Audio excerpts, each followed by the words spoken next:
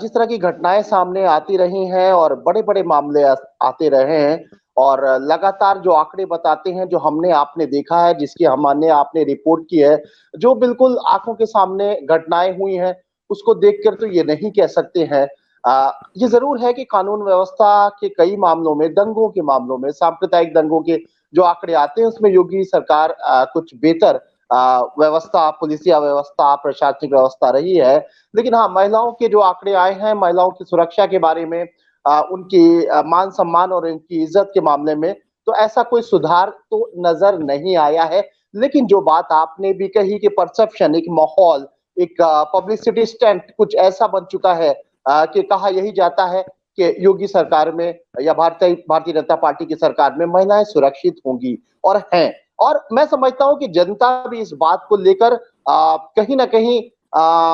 इस बात पर एक विश्वास जताती रही है कि भाजपा सरकार यानी योगी सरकार में उनको कहीं न कहीं सुरक्षित अपने को महसूस करते हैं। दरअसल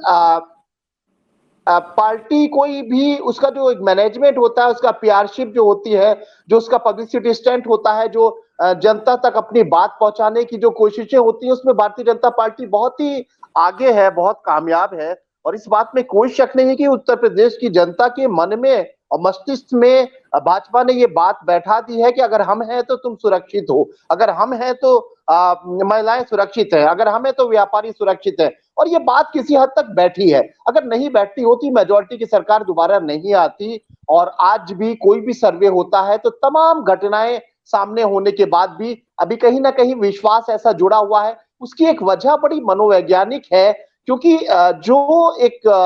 स्टंट है, उसको कहीं न कहीं सांप्रदायिक रूप से, धर्म के रूप में लिया गया है और सारी जो एक सिनेरियो तैयार किया गया है, जो स्टोरी तैयार की गई है, उसमें एक बात खुल के नहीं कही जा सकती है लेकिन कहना पड़ेगी कि वो हिंदू-मुसलमान की बात जो लाई गई है, चाहे उसमें लव जिहाद हो, चाहे उसमें नारी उत्पीड़न हो, चाहे महिलाओं के साथ जबरन कोई घटना हो, उसमें कहीं न कहीं हिंदू-मुसलमान के साथ जोड़ा गया है और पश्चिमी उत्तर प्रदेश में खास तौर से इस तरह की चीज़ों को एक माहौल, एक परसेप्शन बनाया गया है। वो और पश्चिम से ये हवा फैली और पूरे उत्तर प्रदेश में फैल गई कि अगर भाजपा की सरकार नहीं होगी भविष्य में या वर्तमान में या कभी भी, तो कहीं न कहीं एक धर्म विशेष के लोग जो हैं, एक धर्म विशेष की महिलाओं के साथ में छल करेंगे, कपट करेंगे, उनका अपमान करेंगे, उनके साथ रेप करेंगे, उनको धोखा देंगे और उनके साथ लव जिहाद करेंगे। ये एक परसेप्शन जो है, वो दिलो-दिमाग में, भोली-भाली जनता के दिमाग में बैठ गया है और हर आदमी सुरक्षा के मामले में उस नज़रिए से ही देखने लगता है। उस नज़रिए से उसको लगने लगता है कि